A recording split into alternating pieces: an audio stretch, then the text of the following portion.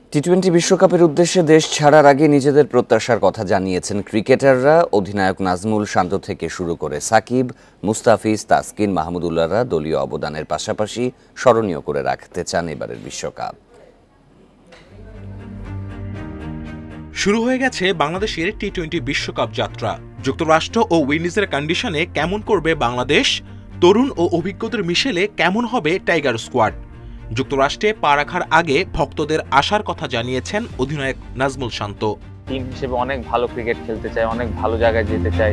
Tiger এই কাপ্তানের ওপর আস্থা রাখছেন অভিজ্ঞ মাহমুদুল্লাহ রিয়াদও। আই হোপ ওর যে লিডারশিপ কোয়ালিটি আছে ইনশাআল্লাহ বাংলাদেশের জন্য ভালো করবে। পরিচিত কন্ডিশনে টাইগার অলরাউন্ডার সাকিব আল হাসান নির্ভর থেকেই রাখতে চান দলীয় অবদান, ব্যাট বল হাতে দিতে চান নিজের সেরাটা। একটা জিনিসই চাই যেন বাংলাদেশের হয়ে কন্ট্রিবিউট করতে পারে, এই ওয়ার্ল্ড কাপে যেন বাংলাদেশের হয়ে ভালো কিছু করতে পারে। ওয়ার্ল্ড কাপের মতো জায়গায় গিয়ে ভালো করা, কাপ নেওয়া, ভালো করা না, কাপ নিতে চাই।